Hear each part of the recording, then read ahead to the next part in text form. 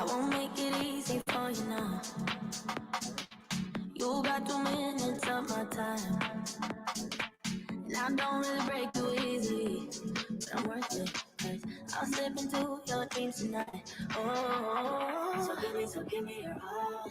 I'll take it to Mars. Oh, I'll stick like glue inside your mind. Oh, so give me your all. I'll take it to Mars. Oh, I'll stick like glue inside your mind. Just watch me.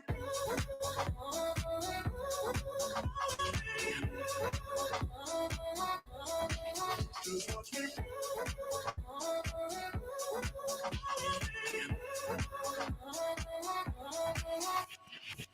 I got you wrapped around my finger, but don't you try to call me tomorrow. There's nothing personal in having a little fun. You wait to see if it's worth your while. Oh, so give me your all. I'll take it to Mars. Oh, I'll stick like glue inside your mind.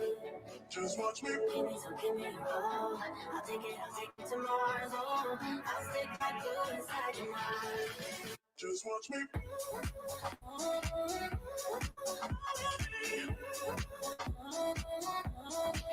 Just watch me.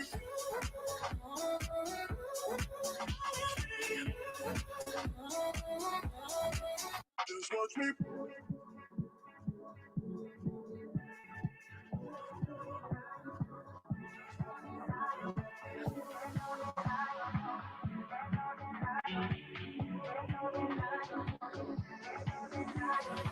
There's no denying what we want.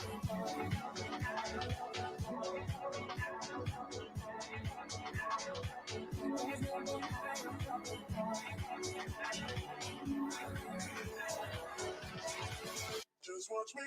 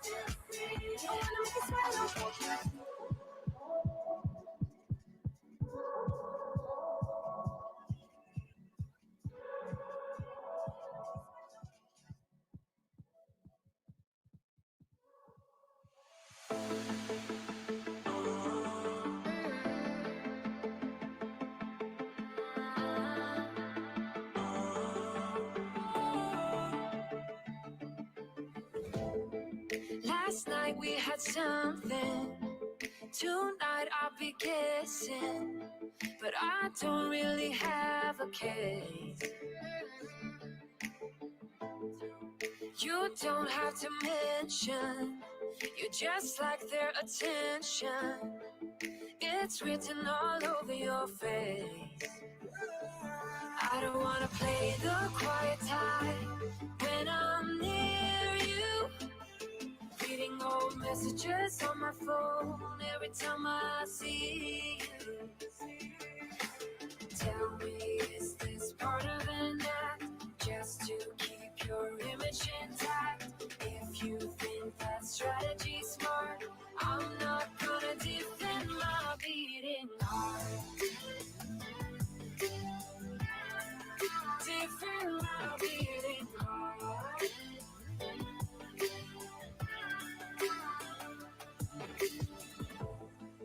You knocked on my window and slept on my pillow, then said you had found your place. Not sure if I want this. You don't think that I notice.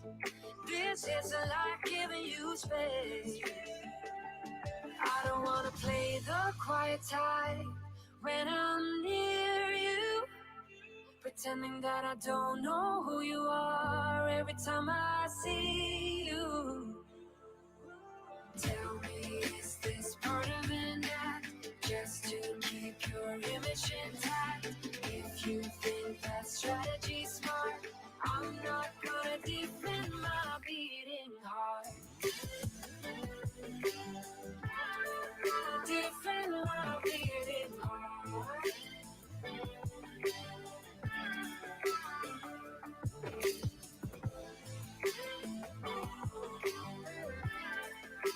defend my beating heart.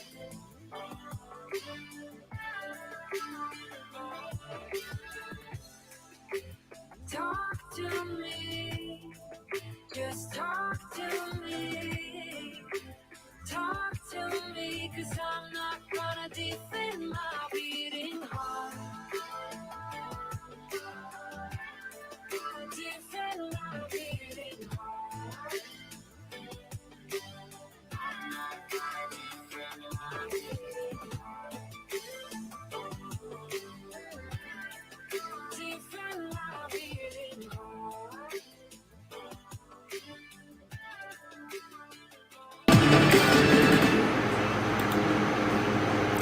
What's up, guys? Sean here. Hope you guys are having a wonderful night. Welcome to Tuesday night studio sessions. Uh-oh. We have an echo? Check, What's up, check. guys? Sean here. Hope Oh. you guys are having a wonderful night. Welcome to Tuesday night studio sessions. That's awesome. Uh-oh. We have an echo? Check, check. Sean here. Hope you guys are having a wonderful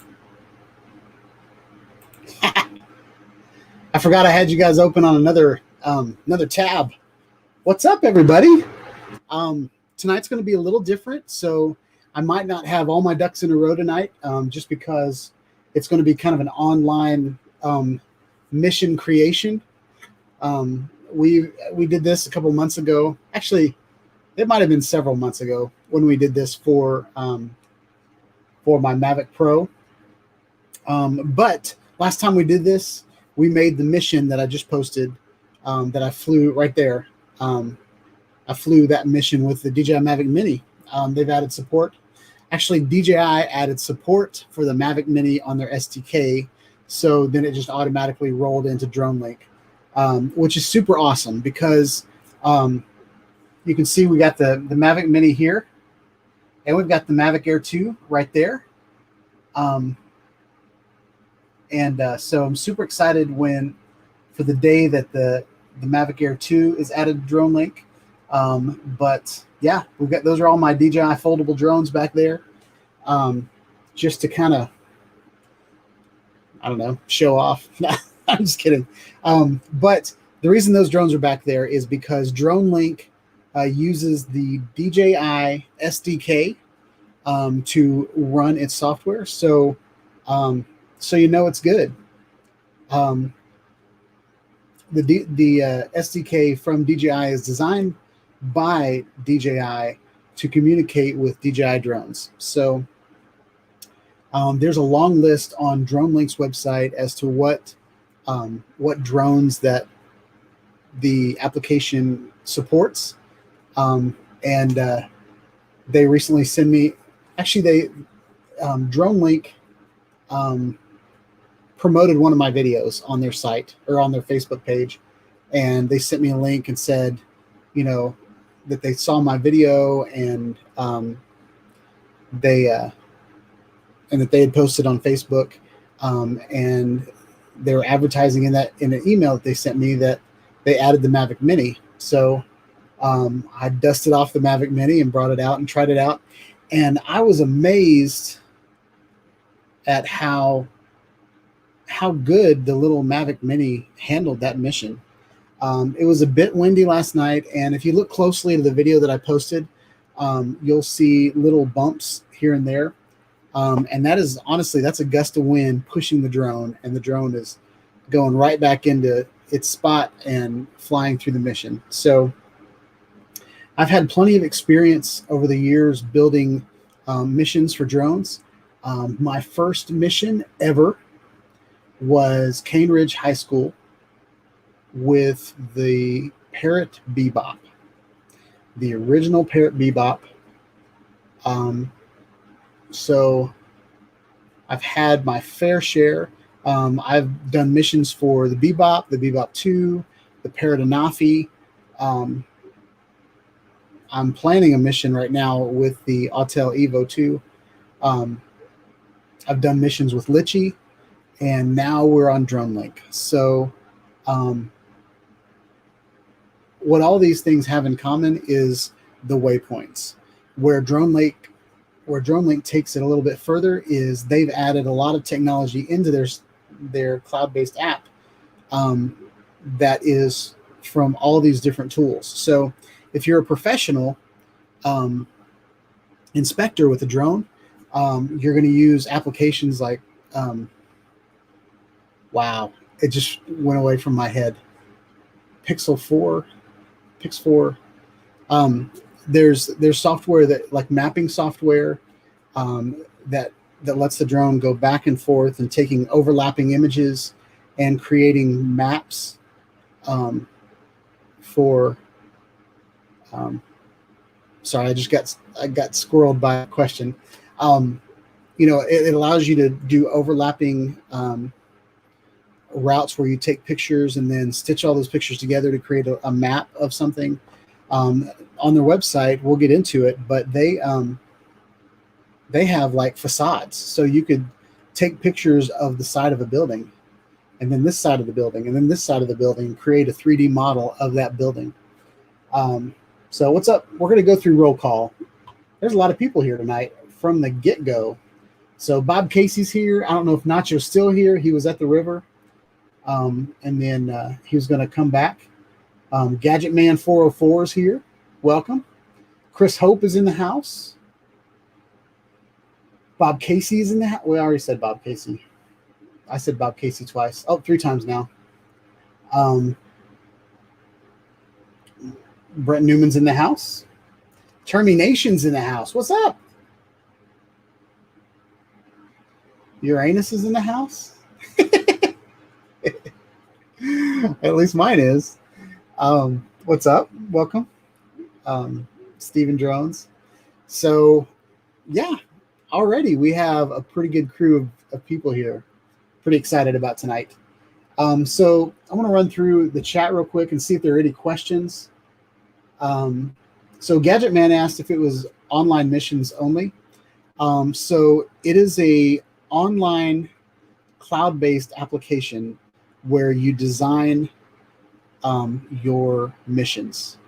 But with that said, it's an online app, so you can access it via, pretty sure you can access it via phone. Let me check real quick before I say that. I don't want to lie to you guys. Don't you hate it when people just like make up stuff on the fly and they don't really know what they're talking about?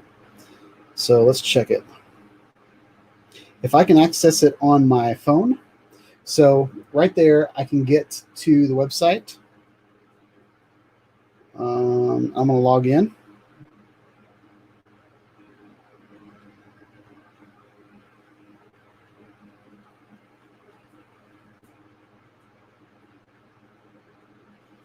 So I'm logged in.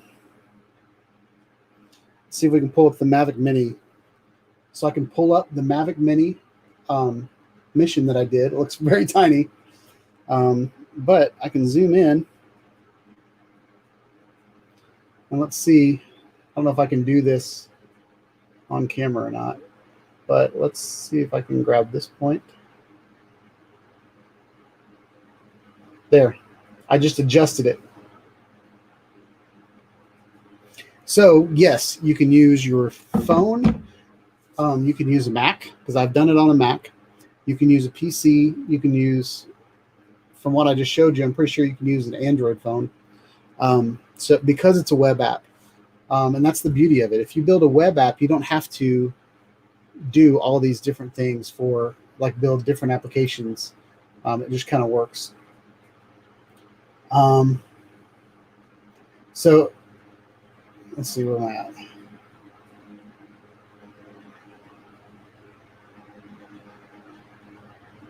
So Termination's interested. That's good. When you can get Termy's attention, you're doing good.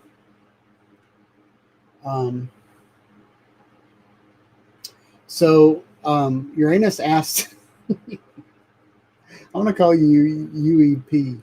Wait, no, that's even worse. Oh, that's awesome. He's been watching my videos. Have I tried Dronelink with the Anafi?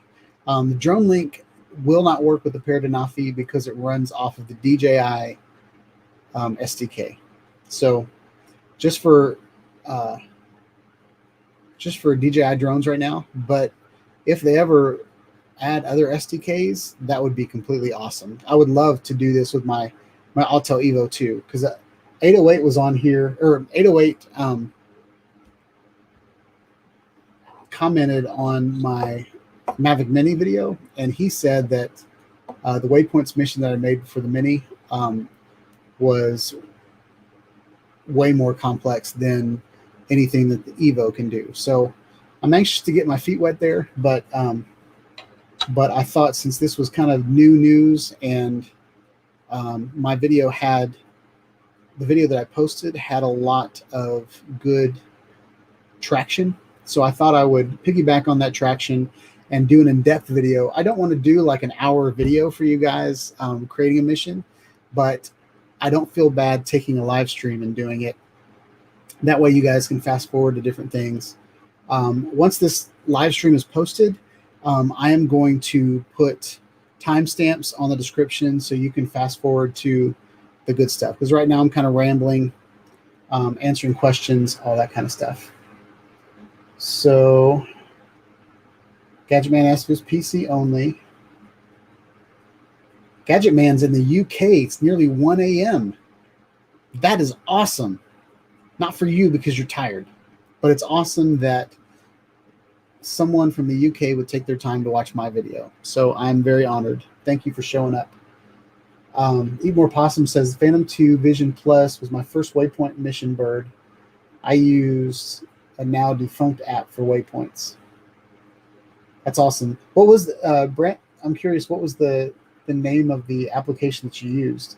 I've tried several in the past. Litchi is the one that is on the top of my mind, but there was another one, and it was very similar to this. It was a web app on your phone, pretty much. But I can't remember what that application was called. It was like a blue, I remember the website was blue.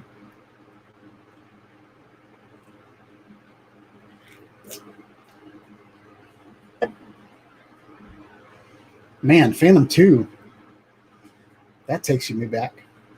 I started out on the Phantom 3 as far as DJI goes. Brent Nunley used Pix 4D. That's the one I was thinking of when I was saying Pixel. Pix 4D, VHive, Litchi, and some other mapping tool. Dronelink is very similar to Litchi. Yeah, you'll see. So I am a UX engineer, and I build software at the company that I work at. And we do a lot of user testing, and it's a whole lot easier to build an application with the same wheels that people are used to than it is to create an entirely new concept. So with Waypoint missions, they've all seemed to inherit points like Google. And I mean, the waypoints even look like Google pins on a map. And there's probably a good chance that some of these applications actually use Google Maps, and all of the UI with Google Maps just to create their waypoints. So I feel like that's why things are inherited that way. Waypoints are usually color-coded. Point of interest is usually color-coded differently. Start points and end points, and then paths. So you really have, you've got your points that you fly from, point A to point B. You've got your path that you fly on, whether that's a curve, Bezier, or a straight line. And then you've got your camera controls and which direction you're pointing at the same time. Now, flying by hand, it is very hard to fly on a curved path, pointing the camera in a specific direction. I mean, there's people that do it. There's people that have trained for years to fly certain paths. But I will say that I've flown drones for several years, and I'm pretty good at it. And there are still times when my thumb will accidentally, it'll have a little jitter in it, and there'll be like a bump in the footage, or especially when I'm trying to fly really, really slow. Sometimes like my handle, like there'll be like a spasm in my thumb or something. And so what Waypoint missions and flight missions and autonomous flying does is it uses a algorithm to fly smoothly at a consistent pace. So you think about you've got one stick that's controlling, where the drone's pointing, and you've got another one, like you got height and yaw, and you've got all these things on these two little sticks that you're moving around through the space, and creating a smooth movement. Sometimes it's really hard. So that's where that Mavic Mini mission that I did last week was just beautiful. And the drone only shoots 2.7K, which is better than some, but not. I mean, we've had 4K drones for 3 years now, consistently. But it's a cheap drone, and if you're not going to make money with this application, you can fly it for, I think there's like a $20 fee, like an entrance fee for the app, and then you can do these Waypoint missions, save them, come back to them later. What I love about this is you're saving your application, you're saving your missions to the cloud. And the reason I say that is my Paradanafi, I was working with customer support with my Paradanafi, and I had all these missions saved. I had been doing videos about the Paradanafi for years, and then customer service called me, and I did exactly what they said to do on the phone, and they crashed my drone. And so they sent me a new drone, but I lost all my missions because we had to reboot. They wanted me to uninstall the app and reinstall it, and I lost all my missions. They weren't saved anywhere. I was expecting them to be saved to the cloud, but they weren't. But this, I can build the mission on my computer, look at it on my iPad. I can be in the car and I can tweak them while my wife's driving. Then I can go out and fly the mission with several drones, different drones. So we're going to do some comparison videos between some of these drones. I'd like to do a comparison between the Mavic 2, Mavic Air 2, and the Mavic Mini, but hopefully that will be added. So I'm rambling. This was kind of the intro of the video. I haven't even asked if you guys can hear me or not, but I guess you can. So yeah. All right. So let's get into this.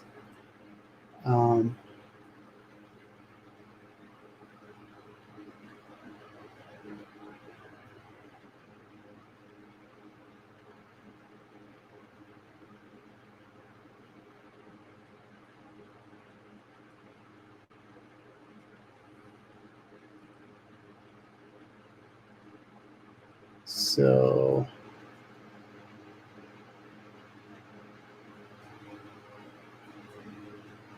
oh, wow. So Brent, you're going to watch a meteor shower? That's pretty awesome. Gadget Man asks, is it better than Rainbow? I have not used Rainbow, and I don't even know what that is. I know what a rainbow is, but I don't know of the application Rainbow.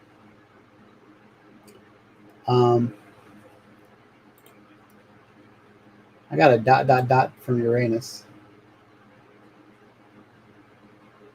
So maybe that was to my response to Paradanafi. Matt Evans, welcome, said you can build Parrot waypoints with other software. Yeah, Parrot is one of the first companies that I know of that released an SDK for other people to build applications with. Back in the day, I had an application called, I think it was Bebop 360, and it was I actually met this guy on Facebook, and he was creating this application, and he asked me if I would test it out, and it would create 360 panoramas with the Barrett Bebop, the original, and one of my first aerial 360s that wasn't manual was done with that app. I used to do them manual. When I had the Phantom 3 standard, I would do them manually, and I would use the compass. So I'd point it north, and then I'd point it northeast, then I'd point it east, and so the good old days. When Dronelink becomes available for the new Mavic Air 2, it's going to blow Litchi out of the water. I agree. Now, Litchi's been around for a long time, and but I have used Litchi before, and my drone completely lost connection. Well, actually, Litchi crashed my phone. Like, my phone turned off, and then like it restarted rebooting, and then when it rebooted, I couldn't get control of my drone, and so I just watched it for 10 minutes, and then thankfully it returned back home. But I was over underneath the drone in the parking lot, ready to catch the thing. And it wasn't that Mavic Pro, but it was the last Mavic Pro that I owned.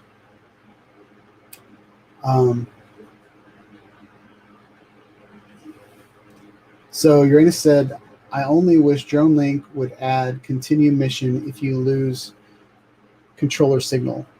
I agree with that.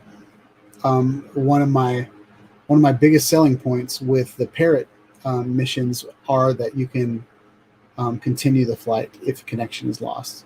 Now, there might be a safety issue at this point where, they don't want the drone to fly away. So if you lose connection, you kind of know where your drone is. But I've been able to fly my Parrot Bebop a lot farther than the controller will allow by doing a mission. I always do loops, but I do long loops, and it'll eventually make it back to me.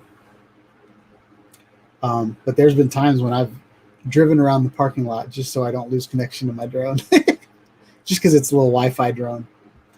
All right, Brent Newman said, a couple of times I tried Dronelink. I loved its abilities, but it choked my iPad Mini 4 and worked inconsistently. I now have a Mini 5, so I'm eager to give it another spin.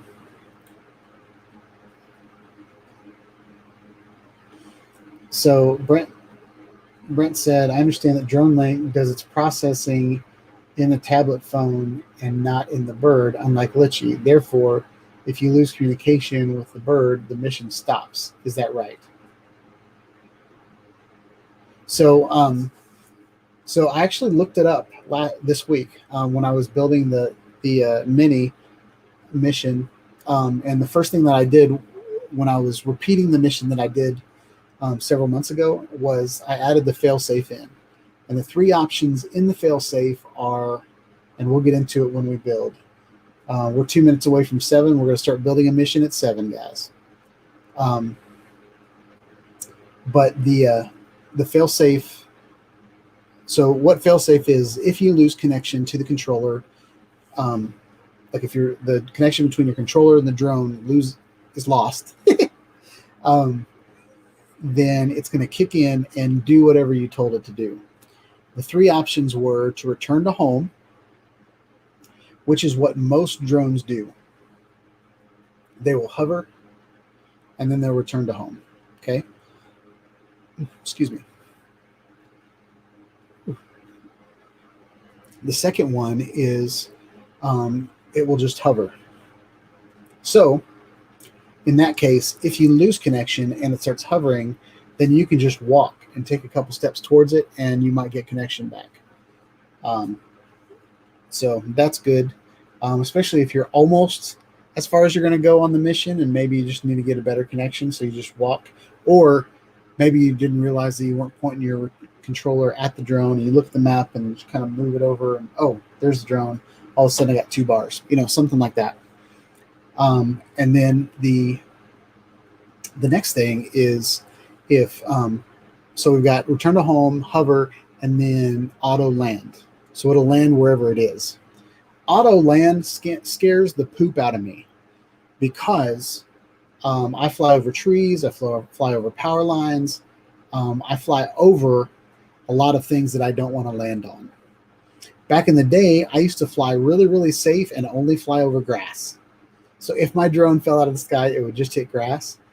But since then, I've gotten a little bolder, and I will fly. I still am kind of scared to fly over water, to be honest. I've had several friends on YouTube lose their drones in water. Several. So, if it falls and hits the grass or hits the concrete, there's a good chance I can fix that.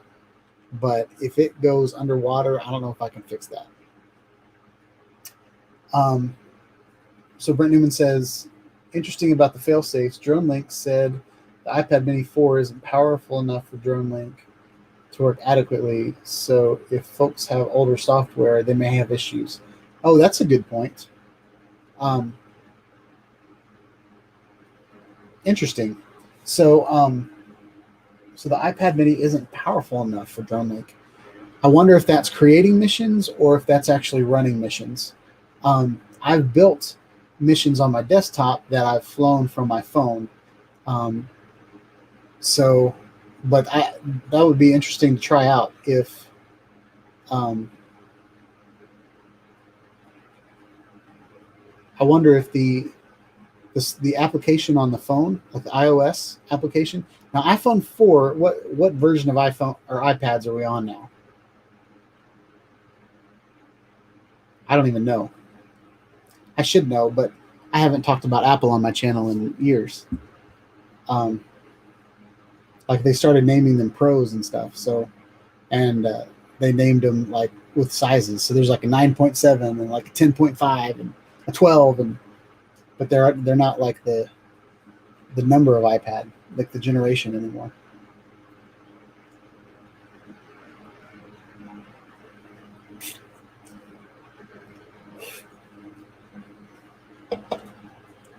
Nacho Rolling says iPad 4, 5 for the Mini.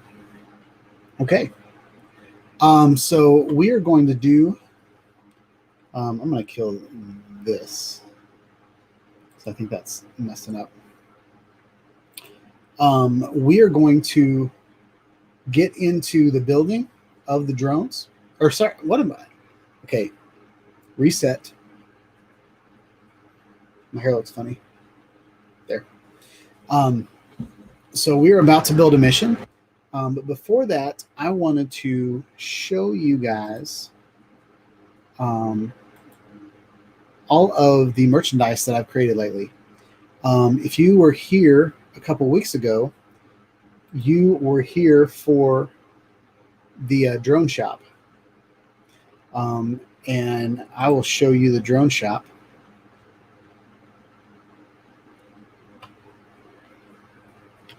If 2 weeks ago on the live stream, we created merchandise.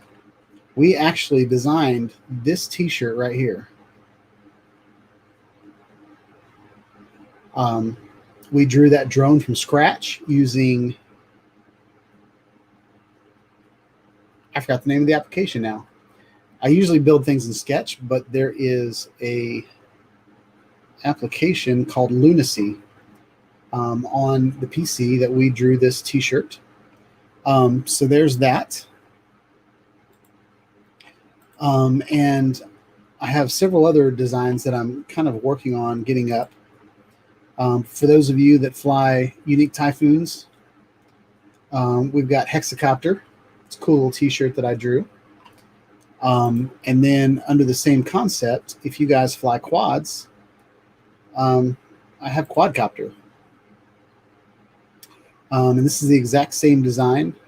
Actually only drew one leg and then, flipped it around and created the Quadcopter.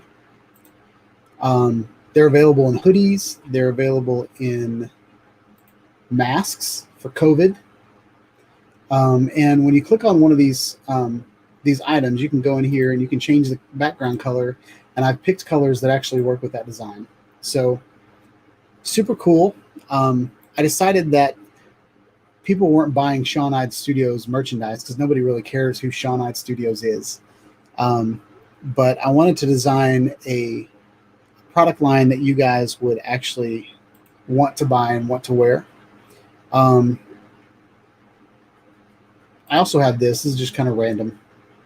But I'm creating these cartoon masks for people. because that was my son's request. And then this is the Shaw Knight Studios line. I decided to scrap the all of the. I picked when I originally did the Shaw Knight Studios line. I did every possible item of clothing that you could get, and I was like, somebody is going to find something they like, but I felt like it was overwhelming how many choices there were. So what I've done is I've picked a couple t-shirts and a couple hoodies for each design. And I put this one in for Nacho. This is the Shaw Knight Studios. It's a dog hoodie. And I put a different one in. This one has just about every color that they offer because it's a white design. So there's a red version, there's a gray version, purple version, there's a pink version.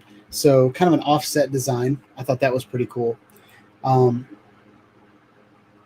says he has a Shaw Knight Speedo. I didn't put that in my store, so he probably made that himself. Stephen Jones wants a baseball caps with a drone on it. Stephen Jones, do you want a hexacopter baseball cap? Is that what you would like in the store? I can do that. I think this is where the offset Shaw Knight Studios design kind of shines. I think that would be really cool on my face. Just saying. So there's that. So now that I have marketed to you guys, let's get into it. So this is Dronelink. I've already logged in because I didn't want you guys to see me type my password in. But this is essentially what you get when you open up Dronelink. I moved the map because this is the high school that I flew the Mavic Air 2 over. And this is what we are going to create a mission for. But if you open up this application to this dashboard, it would automatically open to your GPS location. But I didn't want to exactly show you guys where I live, and I wanted to do the mission here.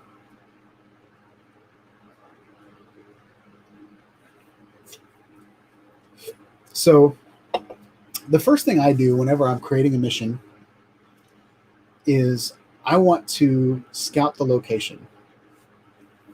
And we can't really scout the location from here because I'm doing a live stream. But what I would generally do is I would go out to the location and I would take my drone and just fly it up in the air.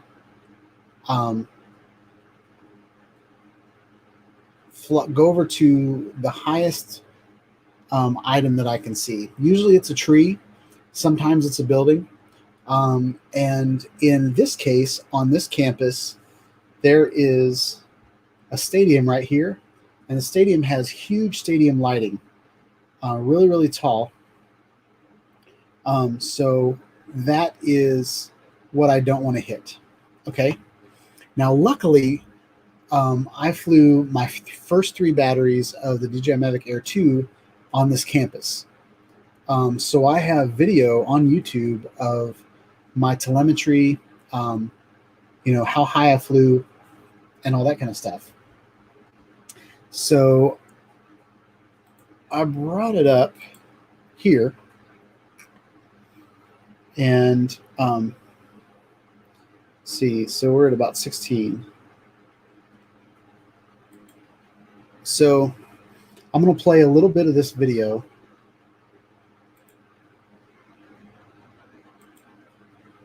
And you guys can see the telemetry.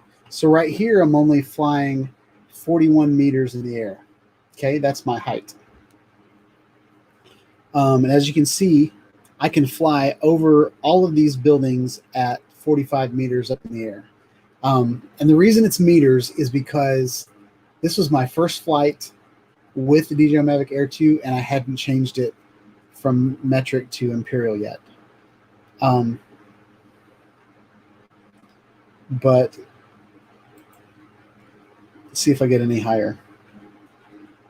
So I flew over this entire campus. I did a loop, and 52 meters is plenty high enough to go over this entire campus. But if you see over here on the left, you've got these lights at the top of the bleachers. So I'm pretty sure that's the highest point on this campus. Now, I never went over these wires here. And if you guys see back here in the distance, there's that baseball field that I flew with the Autel. But pretty cool flight, and I think flying out on this campus would be great for a mission. So I want to get over. I did a backup shot over here over the stadium, and at the time I moved up to 60 meters because I was afraid of hitting those lights. And you see me go over the lights right here. Look right down here. You'll see me go over. Oh no, these are the baseball lights. So the stadium edges will be here and here. And I'm way over here. I think I'm between these two buildings right here. So, but yeah, as you can see, I'm well above that stadium light and this stadium light. I think they're they're different heights.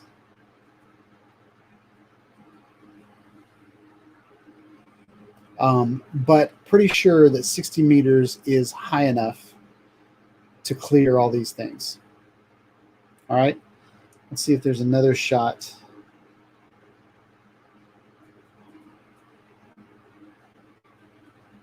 All right, so I don't have another shot of that day. But we're going to go with 60 meter height. That's as high. Like if I fly 60 meters in the air, obviously it's going to look good. It's not too high that everything is like baby and miniature. But it's also going to, if you fly above everything, you don't have to worry about hitting anything. So I like to find the highest object and then fly above it. So that is that. So since I didn't set it to Imperial, I went over here to Google, and Google said 60 meters is 196 feet in the air.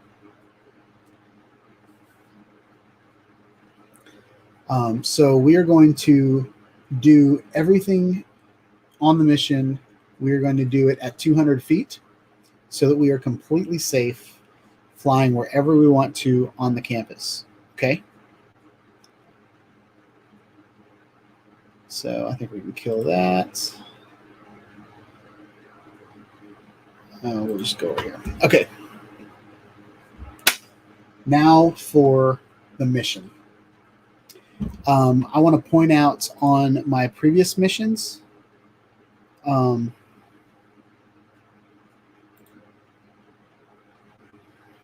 we're going to zoom in on this, and I really want to go through the components. So let's look at this component first.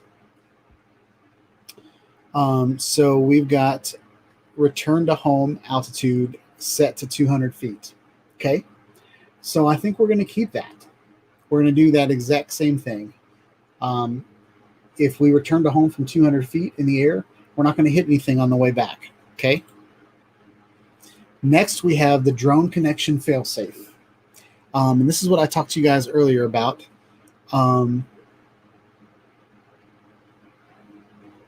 Right here, required components fail. They're containing components on failure. What?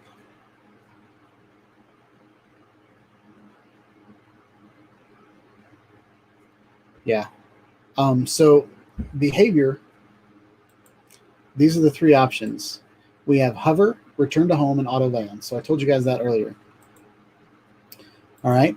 So every mission that you build needs to have these things. Okay, it needs to be able to. It needs a return to home height.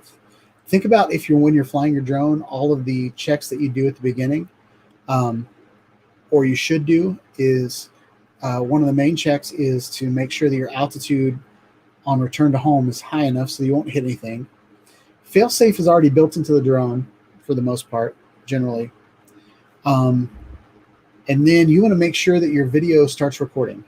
Okay. So this failsafe in here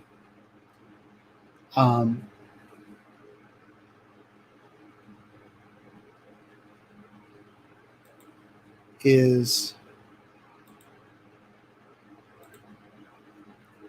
start video simple.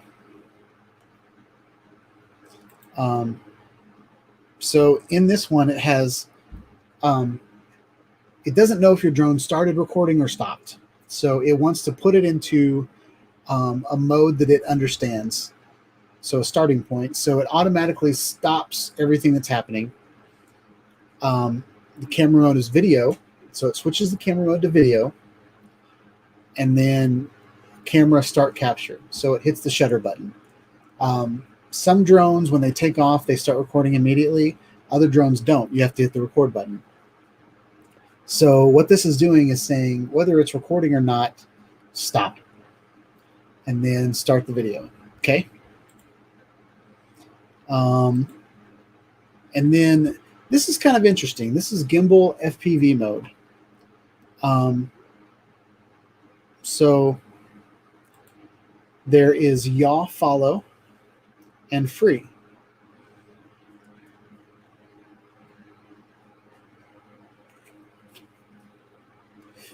I believe free is it lets you move the gimbal wherever you want to while it's flying. Okay, so the mission will be controlled by the waypoints on the map, but then you get to fly it wherever you want it. Like you get to point the camera at whatever you want to while it's flying. So you're like a passenger. Okay. I do it in FPV mode, and what FPV mode does is if you're going around a corner, it will kind of smoothly move over to that point. Okay. Next we have our path. So that is this waypoint path right here. So we are going to start at the start point and then go around. We've got our point of interest right here. And that's where we start our point of interest. And we move it around. So yeah, so we've got this is a path. We've got an approach, 200 feet. So we're going to do the same thing on the campus. We're going to do everything at 200 feet up in the air. We got one point of interest, which is this point. We've got one marker. Where's the marker? Not sure where the marker is. Okay, so that's point of interest. So yeah, then we have an orbit. Orbit is very complex. So we've got 150 feet altitude, references the takeoff location. And the reason, so takeoff location is, let's say you took off, Gone 3D, is return to home altitude 200 total or 200 above current altitude. I'm glad you asked that question. So this is, let's go back here.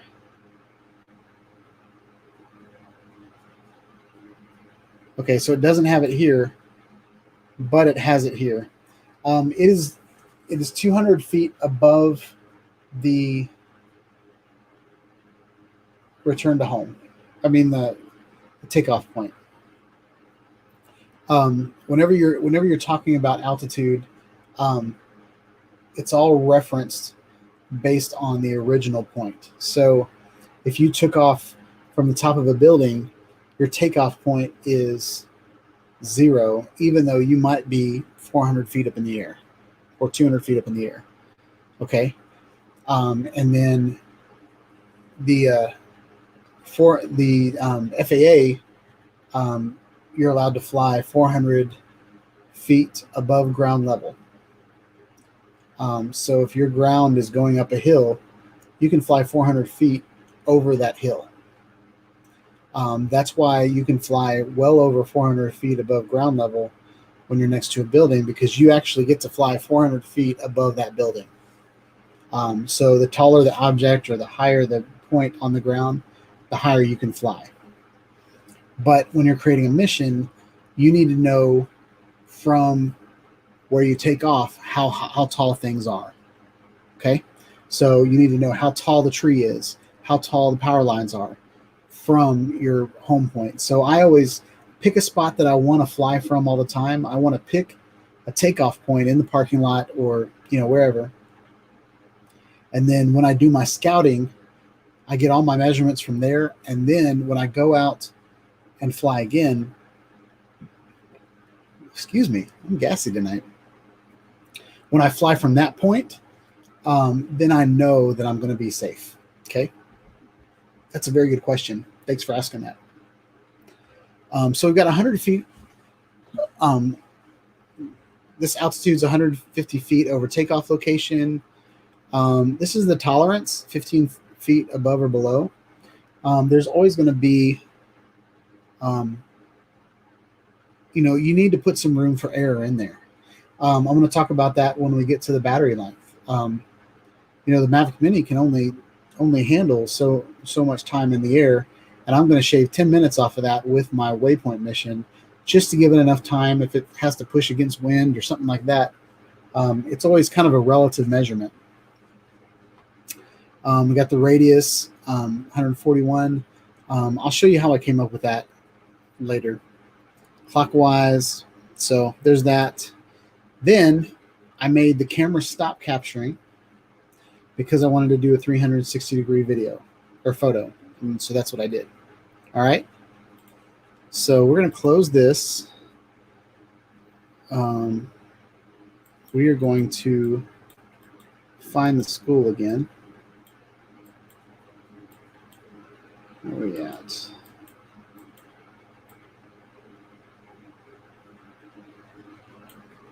There we are.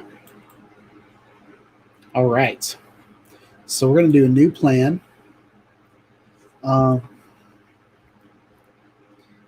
And this is where I want to take off from. But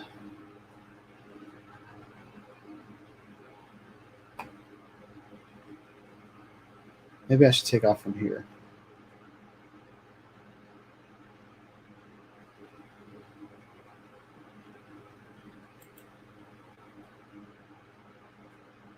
So we're going to call this Stewart's Creek.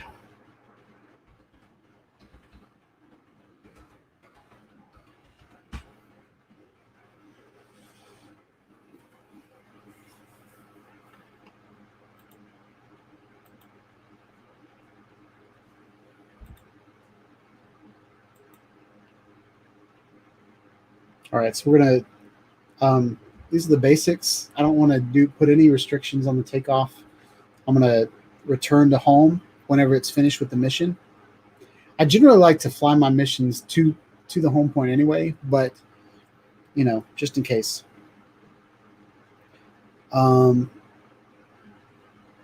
Max speed is 10 miles an hour. I think that's pretty good. It'll be a nice, slow video. Motion error tolerance, distance 75, altitude 25. Yeah, I think that's good. So it's got add automatic capture. Let's go ahead and add that and see what that does.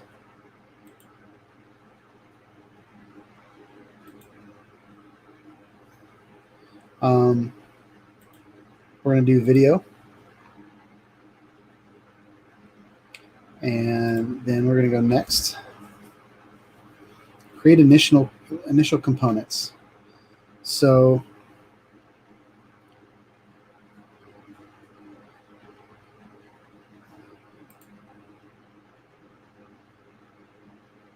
So these are all the things that I've done in the past, I think. So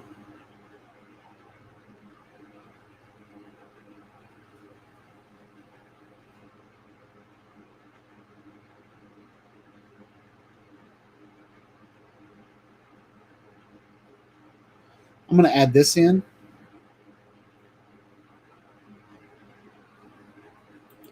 All right, so it's saying camera start captured in video mode, never stopped.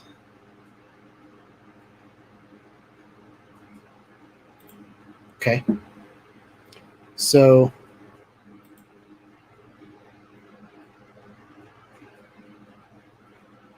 we've got all that. I want to add a new command to stop video. Camera stop capture. Okay, so then we got rid of our warning. Okay, guys.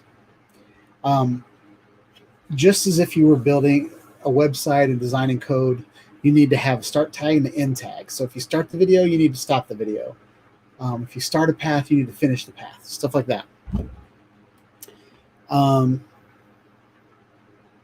yeah. All right.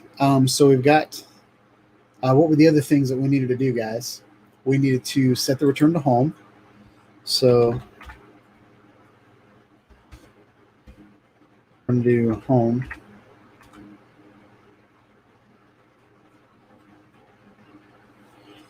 All right. So we're going to change this to 200. And we're going to put it first. Okay. Then we need to add a failsafe. If I'm going too fast, let me know, guys. Drone connection failsafe. We're going to put it up near the top. And I've got it set to hover. I'm going to go ahead and return to home. I want my drone to come back to me every time. So I'm going to put return to home in there.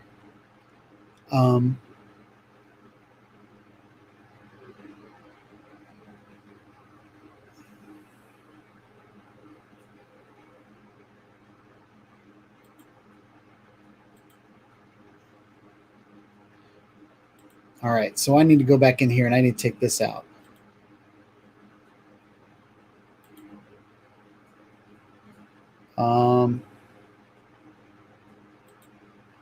Yep, I need to take these out.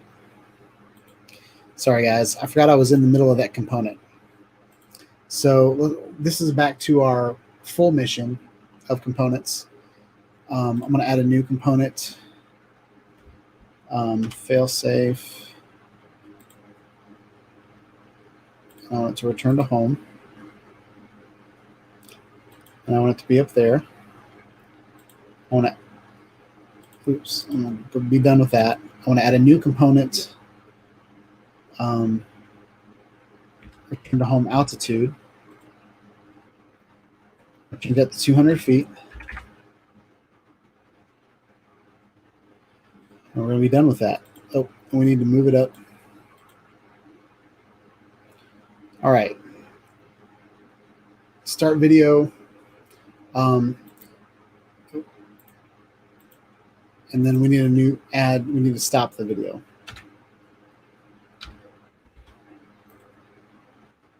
Okay.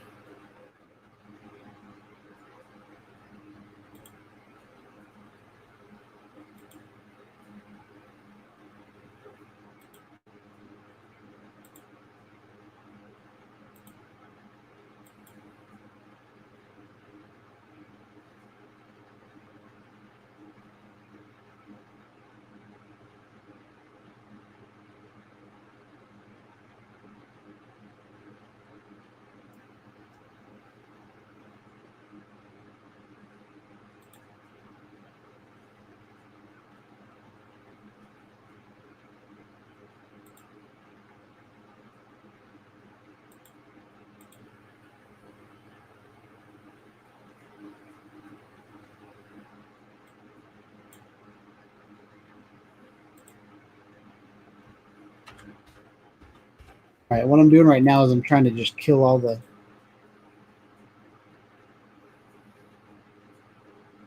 stuff going on.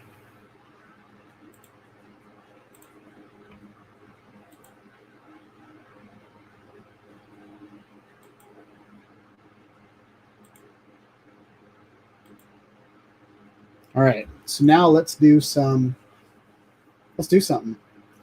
So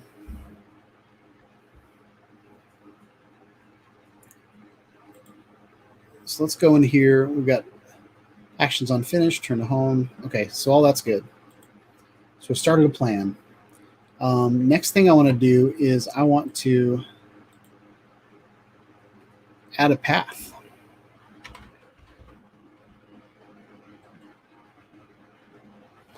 All right, we're going to set the location for the path. I'm going to go ahead and start in above this grass right here.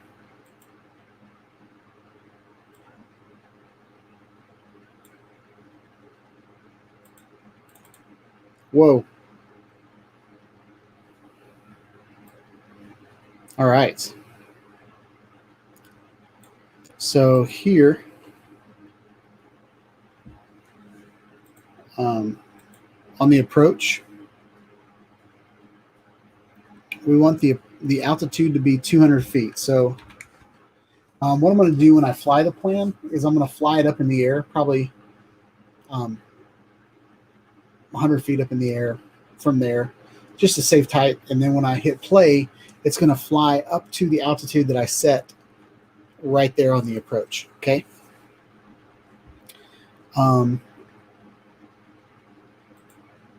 So let's zoom out.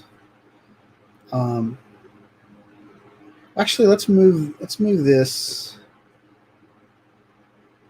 to here. And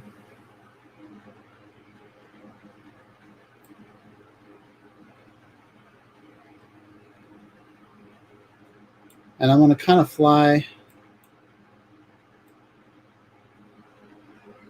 I'm going to fly kind of this path.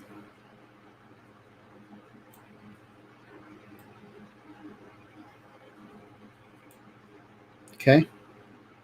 And I'm going to do a loop. So let's put this, let's put B here.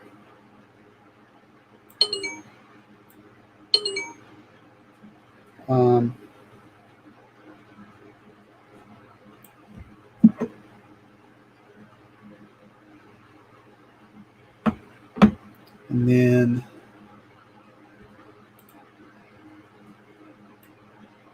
so as you can see, we're kind of doing the same thing that we did with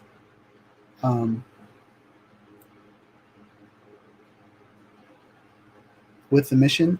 I think this is someone's yard, so I'm going to kind of do this. I don't really want to go into someone's yard. I'm going to move this path in a little bit. Move this over. Whoa, where's G at?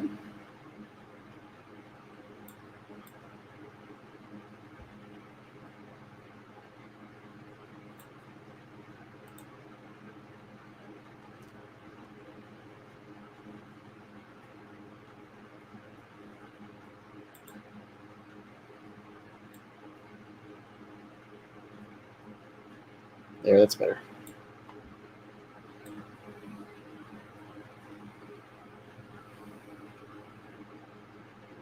Okay. So we've got a pretty simple path around here.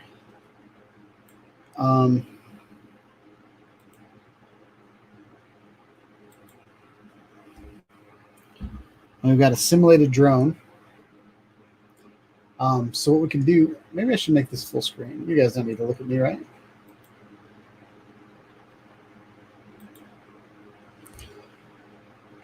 All right, so what I like about this is that you can simulate the drone and kind of where it's looking at. So if you see this right here, you've got this red cone and you're looking at this building, and over here, that's what the view is. So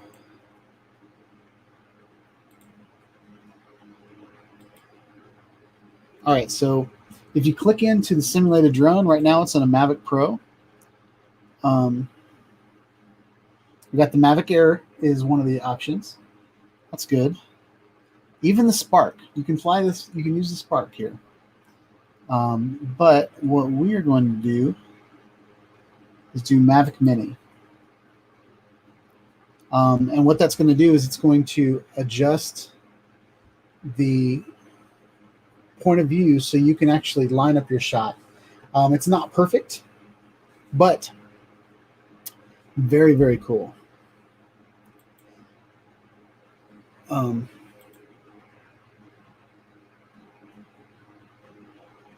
So let's see.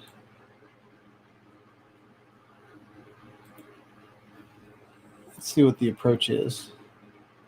So you can add drone headings, you can add gimbal orientation. So let's see what happens when we change gimbal orientation.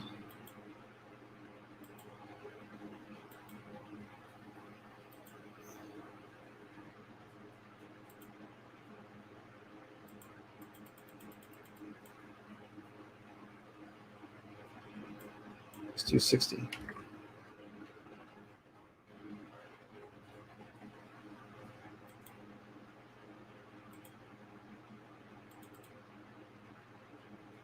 All right. So let's do 30. And there's a mission preview. So let's see what the mission preview looks like.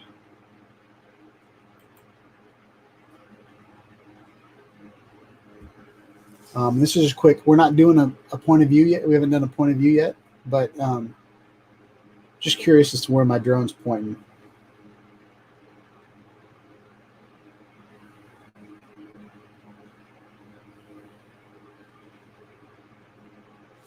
All right, so what I'm going to do is I'm going to do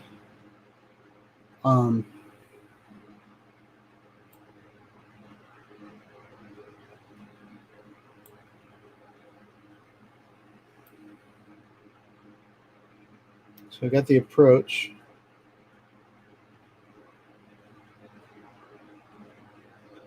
All right, now what it's doing is it's pointing over there. Don't necessarily want it to point over there. We kind of want it to point in the opposite direction.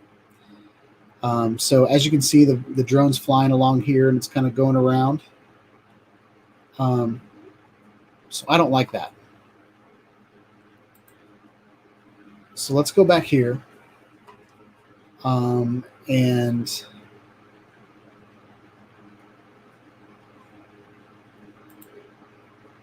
so I want to add a new point of interest.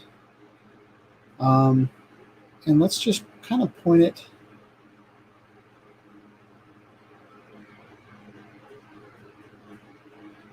Let's do the first point of interest, this school right here. I think that's the courtyard. So we're going to do that. All right. And then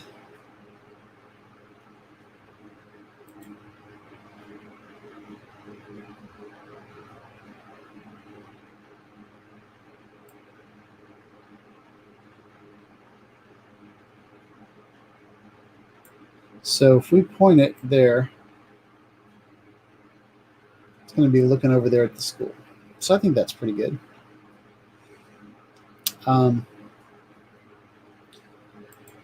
So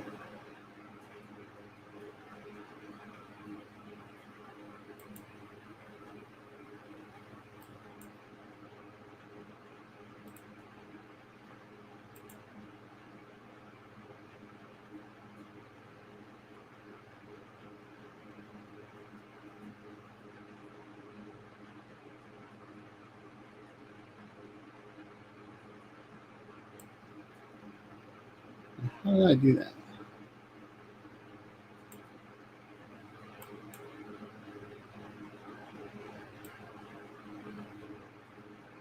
I feel like I did this.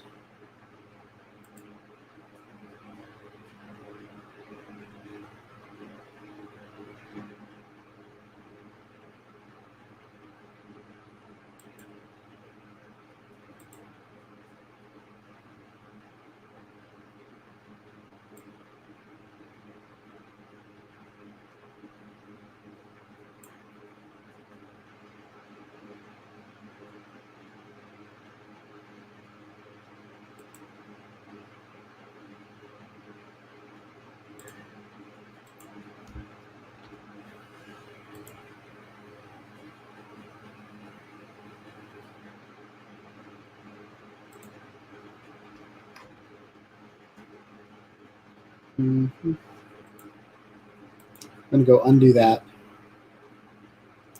We're not.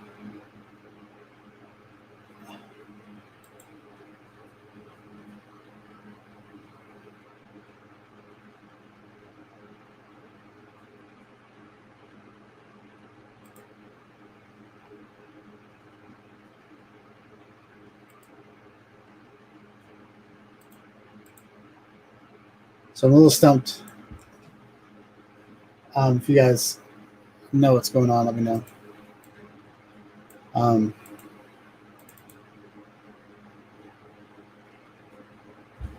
There's a way to connect this point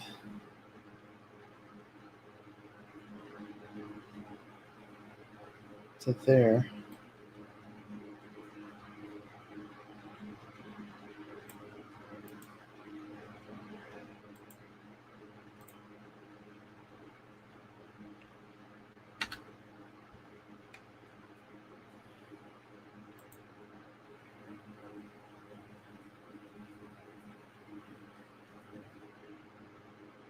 Oh,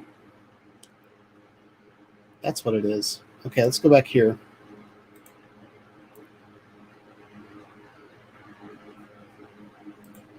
So I need to set my camera mode.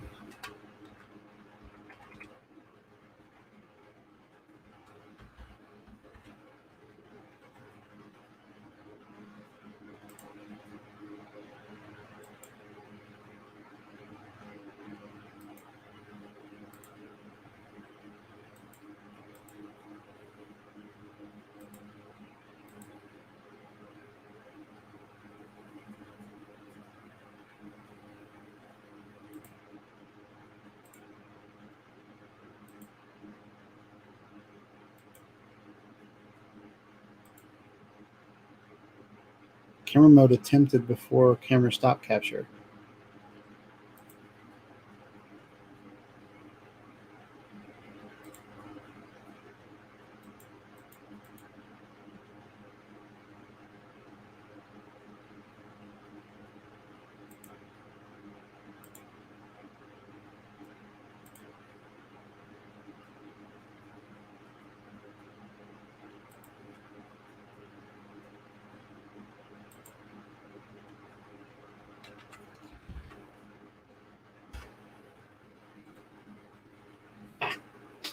Cleared all the issues.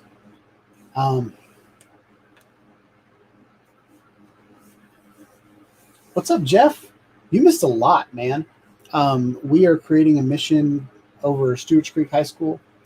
And so far we watched one of my old videos and saw that the altitude needed to be 200 feet or higher so that we missed everything, so we don't hit anything on the property.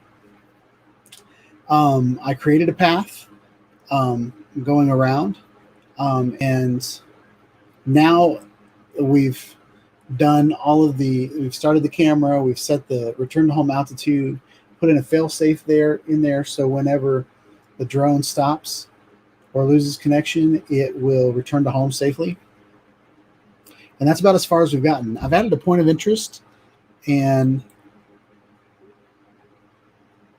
I think I'm going to delete that point of interest because I'm not sure what's going on. All right, so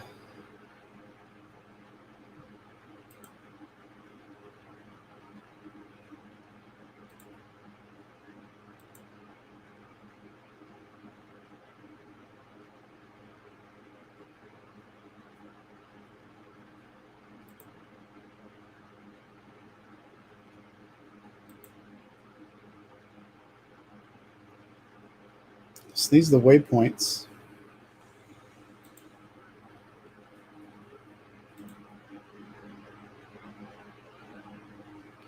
But I didn't want to do that. I wanted to add a point of interest. So path transform, path scale, path rotate. So this is kind of interesting. You can rotate the path. So that's actually pretty neat. So how do we do that?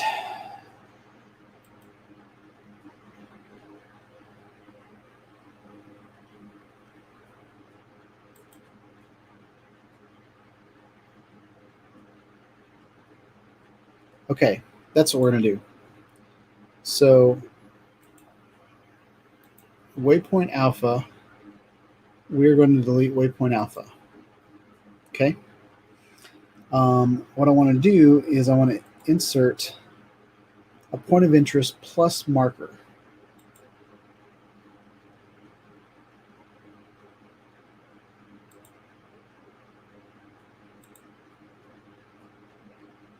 Okay.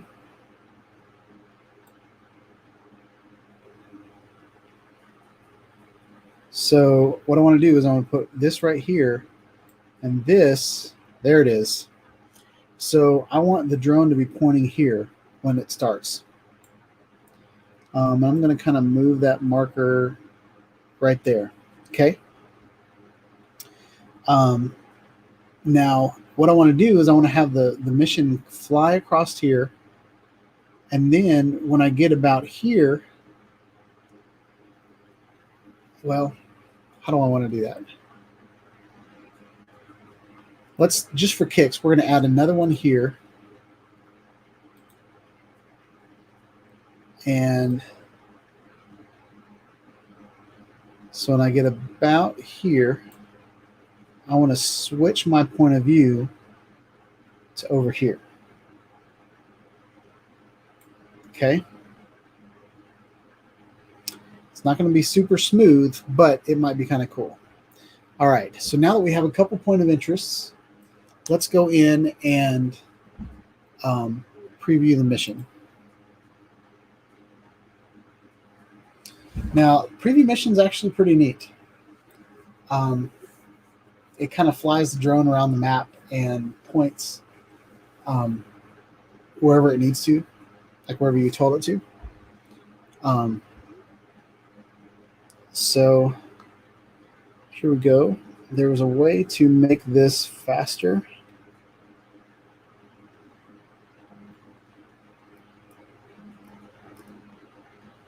But we're going to hit play. Oh, here we go. Let's do it 4 times as fast. So we are flying, as you can see right here, we are flying to the first point.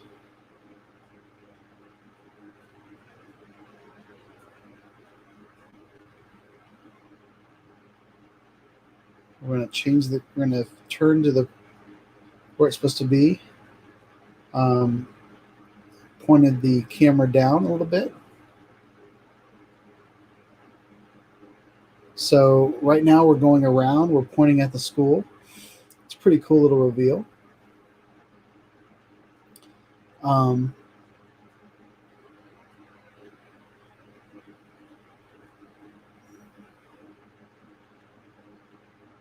Yeah, so it's doing what I wanted it to do. It's doing from point A to point B.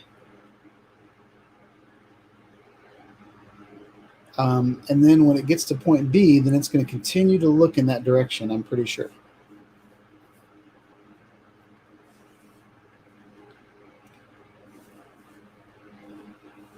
So, yep, it's looking at the stadium. Now what we're going to do is we're going to keep looking at the stadium the whole rest of the time. Now, the fact that you can preview your flight using maps is I think my favorite feature. It's not beautiful because it's, you know, there's satellite images and you're kind of putting them on a flat plane. But you can even see my flight path, which is pretty cool.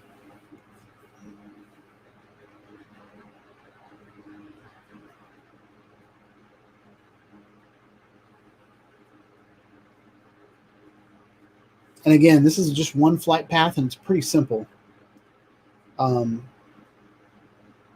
As I get better at this, I will create some more videos of some more intense capabilities of Dronelink. But you know, I wanted to create a mission and fly it with the Mavic Mini, and that will kind of be my next video. But I'm building this for the Mavic Mini, but I'm going to fly it with every drone that it will accept, just so you guys can see how cool it is being able to fly the same flight over and over and over again. Now, this is a pretty awesome shot. If this works out, it's going to be awesome because I'm 200 feet up in the air, and I'm pointing at the stadium, and I'm flying around the stadium. That's a really complex shot, guys. If I did that by hand, it would be really, really hard.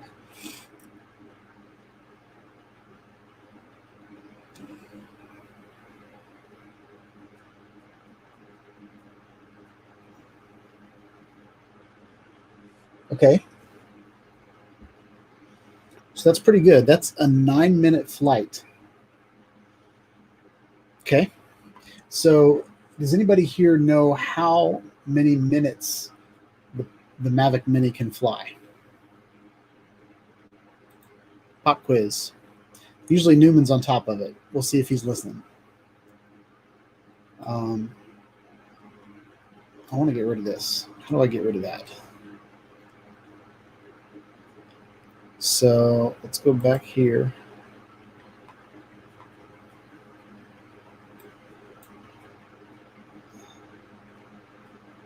Let's just move it over here. Okay, here we go. So what I really want to do is I want to finish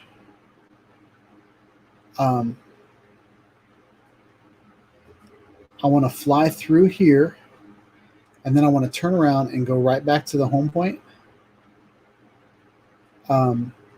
sideways. So I want to insert this, and I want to go all the way down here.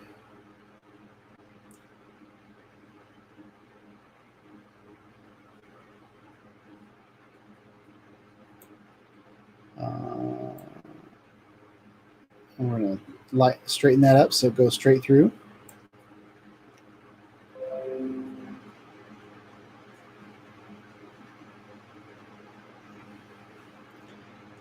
And then I want to add another waypoint. Nope, I wanted to keep that one. Let's keep this one right here.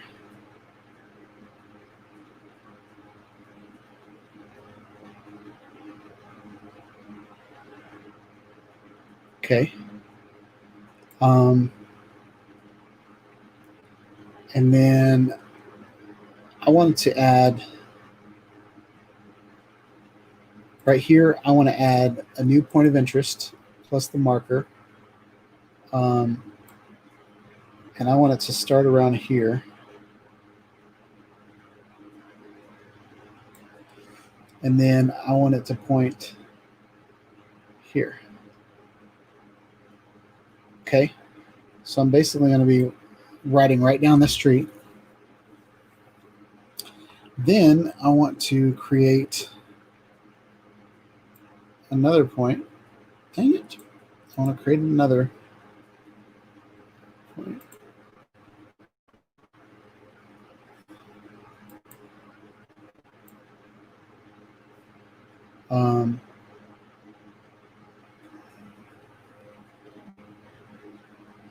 Right about here.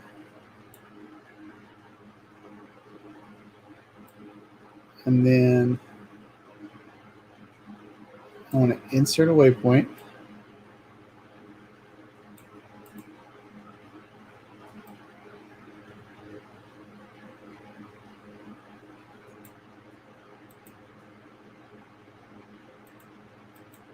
Come on.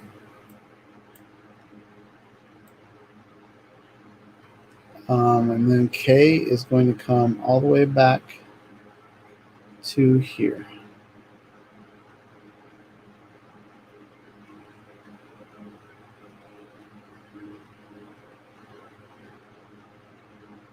And I want to get a view of the school. So I think we're going to move J over here.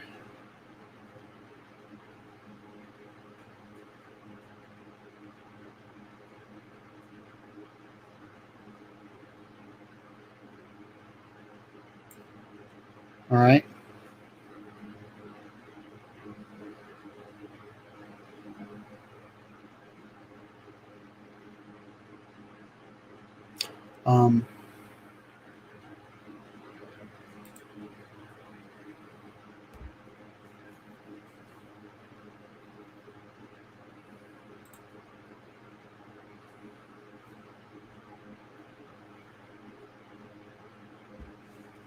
So Gone 3D says 24 minutes. Uh-oh.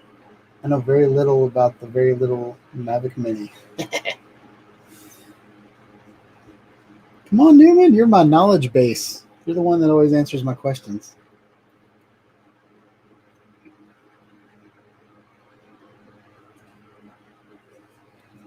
All right.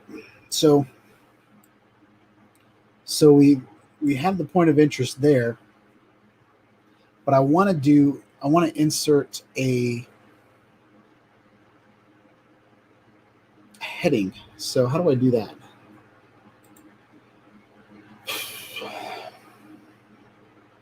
Oh, I'll just do it the same way that I did. So I want to insert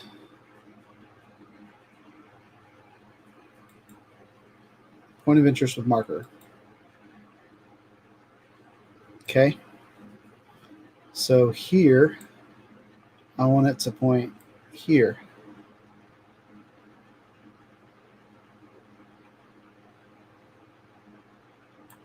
And then I want to do the same thing again. Point of interest with a marker. And I want it to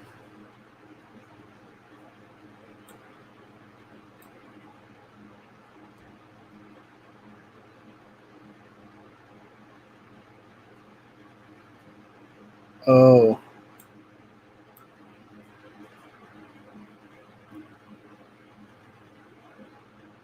Did I mess something up?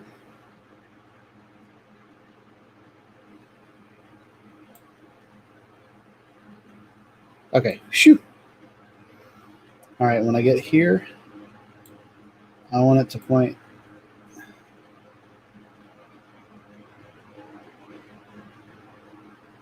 about there.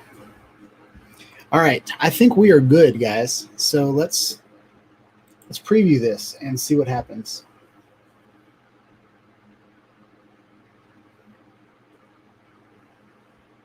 Now you got to keep in mind how much battery you have. So Gone 3D says we got 24 minutes of battery life. So I would say a 15-minute flight would be the most I would want to do on 24 minutes worth of battery.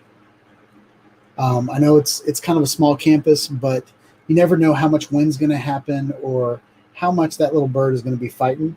And if you fly your drone, you'll notice that your time fluctuates depending on the conditions that you're flying in.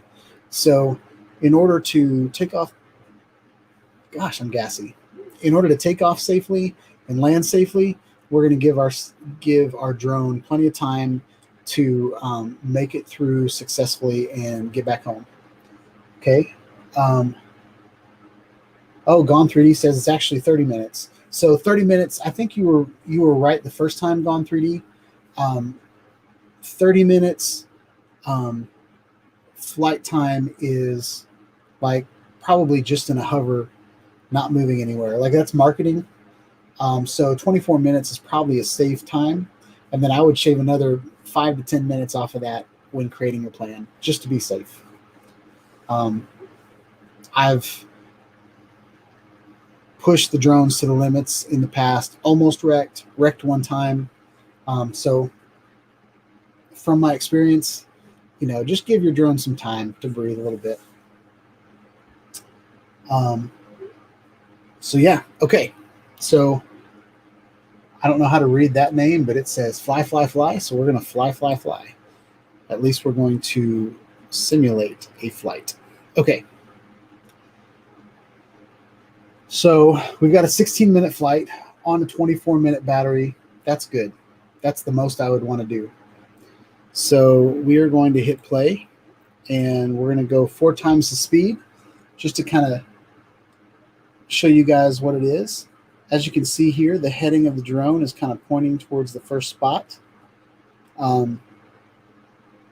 That's normal. And then I've got the camera angle set to 30 degrees. Oh, it looks like it went to -7 degrees. But that's good. I'm okay with that. Here in Smyrna, we've got a lot of kind of mountains on the horizon, so it's not going to be a flat horizon like that. So far, so good. As you can see, the point of interest, we're going from point A to point B. So this is kind of where the drone's pointing, and it's going there.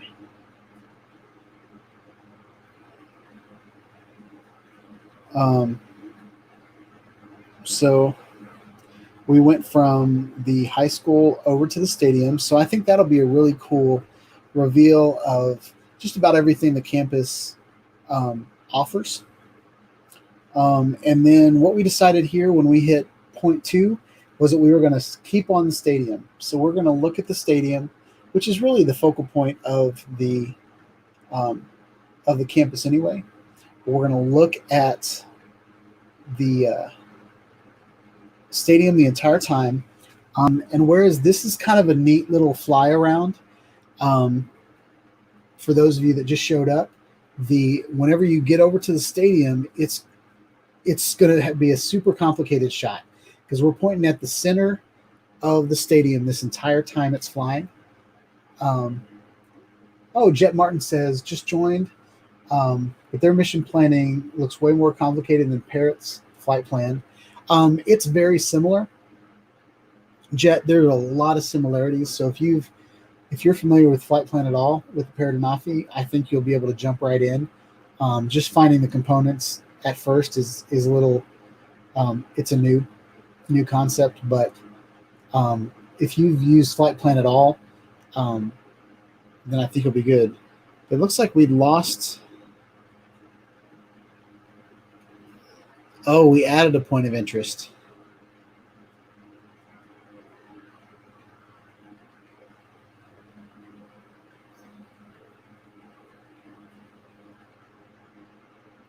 All right, so we messed up. I know where we messed up though, guys. So let's get back here. What we want to do, so when we added our third point of interest, what we did was we now we're going from this point of interest to this point of interest, but I want to add one right here.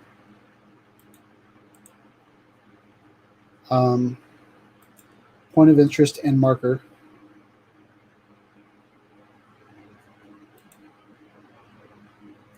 And I want to put it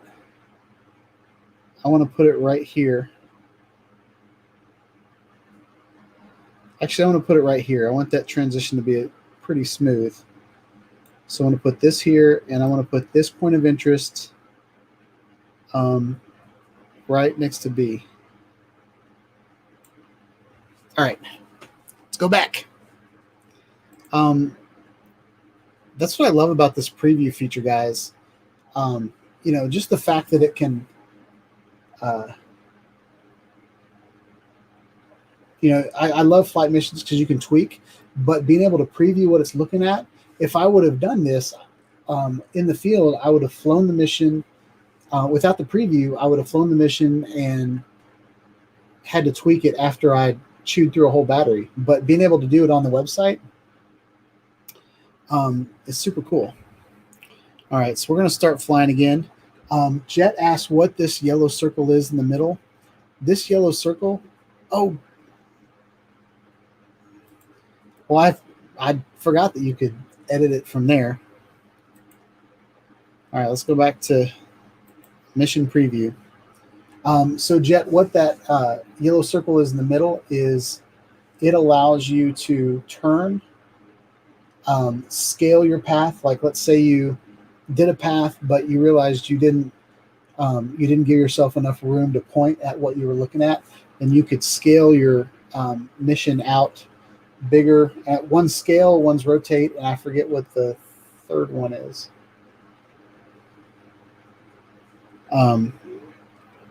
So yeah, path scale, rotate path, and then this is path transform. So you can actually like make it more oblong or stuff like that. It's really neat. Brett Newman says, how's it going in Thailand? Oh, cool. Oh, Brett Newman brought up a great point. If you guys would go and support each other, there are other people in this chat that have YouTube channels, so you can, if you would just go subscribe to everybody that's in this chat, that would be a huge help to all of us. So yeah, Jet said that he doesn't think Flight Plan has that feature. I don't think it does either. The Jet, when I was given my intro at the beginning of the live stream, I'm gonna look at you now. Oh wait, nope, that was right. What I was mentioning at the beginning of the live stream is Dronelink combines all of the Waypoint autonomous flight type applications into one. It has kind of an open source community so that the community can build these insane algorithms, and you can really just download people's missions and then drop them on your plot of land that you're going to fly, and then just move some of the dots around, and all of a sudden you have this amazing mission. So I could take this mission right here and I could save it, and other people could download it and put it on top of their school. Little things like that. But whereas most Waypoint type missions in consumer drones right now are they're complex, but they're kind of simple. You know, you fly to one point and you fly to a next point, and you point the camera up and down, and you can rotate, or you can do a droney, or the little things like that. There's also like professionals that use drones for mapping.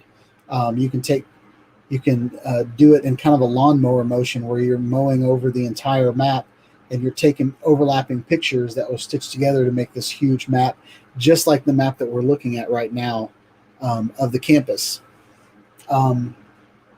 There's also facades of buildings, so you can actually climb up a building and take overlapping pictures and go, kind of mow up and down a building and get those pictures. So it's really complicated. And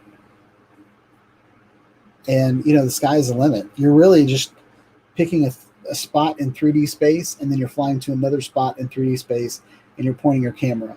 But doing all those motions with your thumbs or your pinchers or whatever you do, your fingers aren't nearly as steady as just an algorithm. And I think this would be great for time lapses. I think this would be wonderful for hyperlapses, those types of things. So here we go. I'm gonna get back off of here, and we're gonna fly this plan, and then I think we're gonna call it a night. And one of my next videos is I'm gonna actually go out and fly this path. So here we go. I'm gonna set it to 4 times. You can see the path up in the air. It's got a little bit more complex. All right.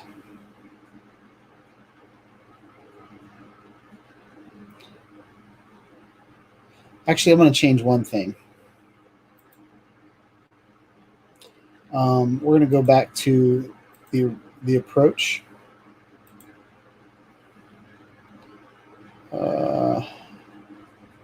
And we had this at 30 degrees. I'm going to do it at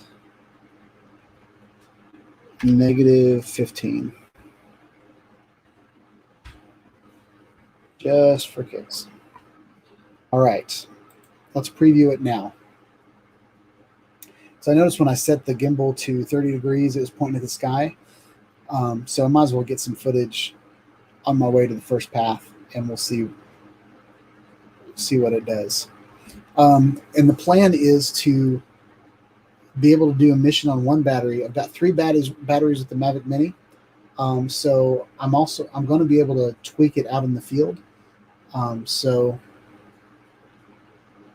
yeah, I'll bring my iPad with me so that I can adjust the mission. And then you can, since I'll have internet connection out there, I'll be able to download the mission to the drone. So tweak it on site. So here we go. All right, now we're pointing at the ground, so that's good.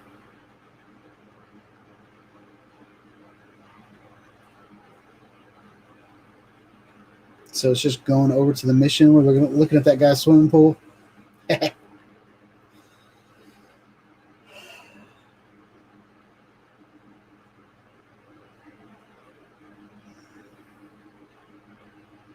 Now we're turning around. We're looking at the school.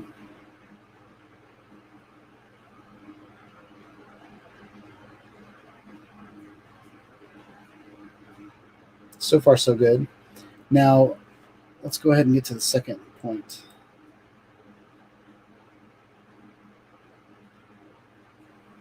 This is where we messed up the first time.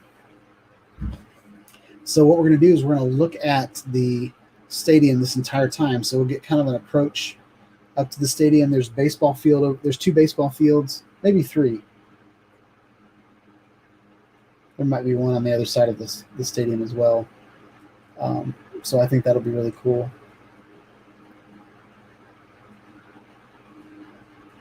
So Jet says Litchi has a beta version of the software for the Mini. That's good to know. And then Jet Martin says, I think you can get a preview of your Parrot flight plan using Google Earth using KML. I think you can do that too. You can. There's an option here with Dronelink where you can save your mission as a Google Map file or Google Earth file. It's really neat. So I think this shot is great. I got all the ball fields, and if you see in the distance, there's actually a ball field back there, but it hasn't been built on this map yet.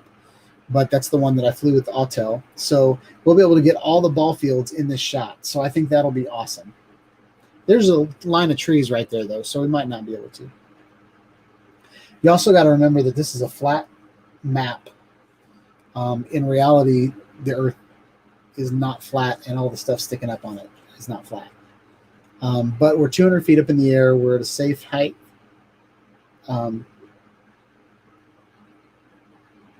And I think looking at the stadium right there, I think would be a pretty sweet shot.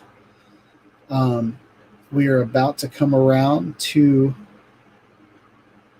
our next point. But this this point of interest is still looking at the stadium. And now the point of interest is about to switch gears and point over to the road. Oh, that's cool, guys. Check that out. All right, now we're going to go down the street. Maybe.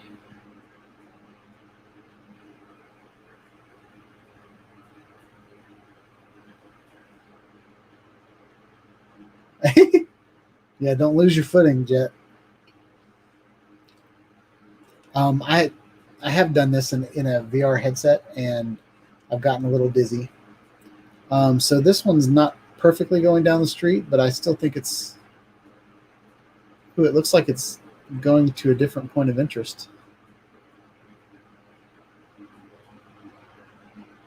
Oh, we did the same thing that we did before. Dadgummit.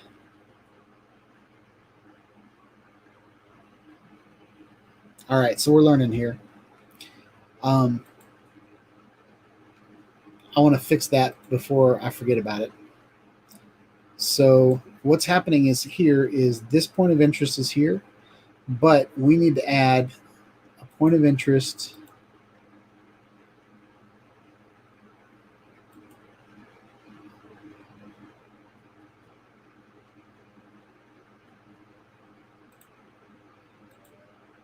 Undo that. We need to add, come on. We need to add a point of interest with a marker. All right.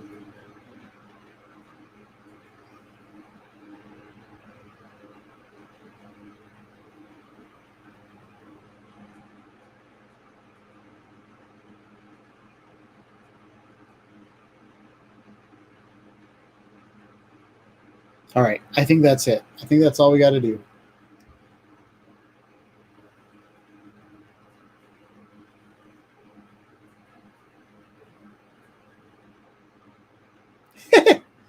Jet says, good thing I'm not burning up batteries with all these tweaks.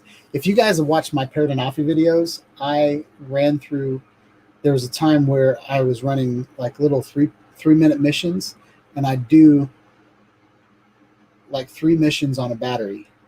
So I would go a little bit longer and then a little bit longer. And but yeah.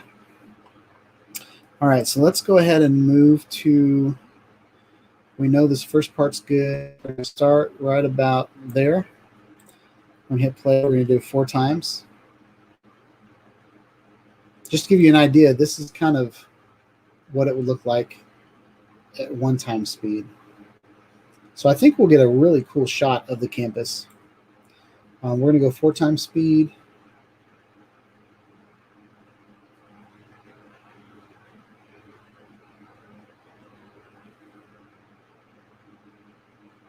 And I might do this over the weekend, or I might do it tomorrow morning, bright and early. But there we go, guys. Now we're heading down the street. And since we did another point of interest at the end of the street, we've got a straight line going down the street. So that's awesome.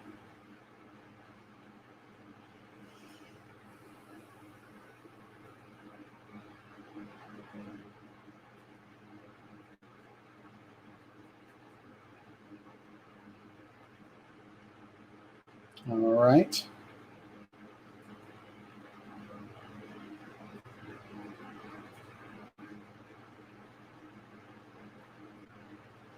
So Jet Martin says, any idea of what happens if the battery is too low to complete the mission? I'm honestly not sure about that. I do have a failsafe in there to return to home if the connection is lost. It might return to home. Actually, I'm not sure about that. I can't speak to that. All right, so we got a weird thing going on right there. That's pretty hard to do by yourself. So now we're pointing at the school, and we're going to attempt to fly sideways.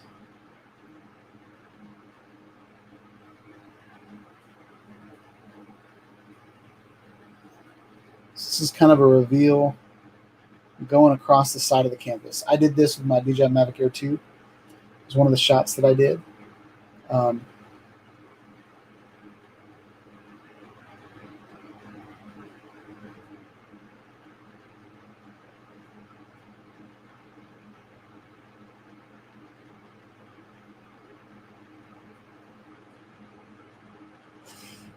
Jet Martin, it doesn't show elevation on this particular map. There's another option where it does show elevation, but one of the other things that I did at the beginning of the video is I showed you guys to scout out from your home location how tall everything is, so you don't need to worry about it. That's a more complicated mission than we're going to deal with tonight. I just wanted to show you guys a basic mission creation, and then we're going to fly the mission. Not tonight, because it's already dark, but well, that's it. What'd you guys think? I thought that was a pretty cool video. It's kind of hard to talk, to look at the comments and do those things. I look like a rooster. What's going on with that? But sorry, it's hot in here, and I've got my fans blowing, and I've been looking in a different direction, setting this up for you guys. But yeah,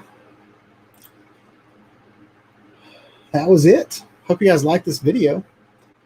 Stay tuned for more videos with Dronelink. What excites me about Dronelink is that I can fly multiple drones on the same path. With the Paradanafi doing a Waypoint mission, I couldn't fly any other drones on that path. Even the missions from my Bebop, I couldn't translate those over to my Paradanafi because the Anafi ended up being on Free Flight 6, so the application had changed, so my flight plans wouldn't move over. So, you know, hopefully Dronelink will be around for years to come, and the next DJI drone that comes out, I can set up my first flight video and not even touch the controller. Just fly, you know, not really. But, you know, for me, comparison videos, you know, a drone shot in the morning is a lot different than a drone shot in the evening or high noon. The sun's in a different spot and shadows are different. And then something that excites me is, like the construction site behind my house, I've been doing flight paths. I didn't even know they were going to build back there. And so I have flight paths on my Paradanafi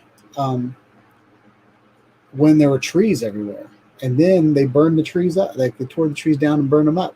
And then I just flew the flight plane again, and I got to see what had changed in that time period. So that's what excites me about all this.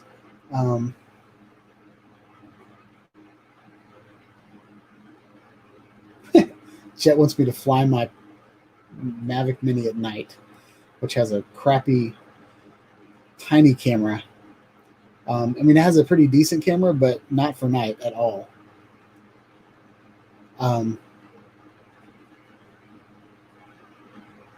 Yeah, I agree.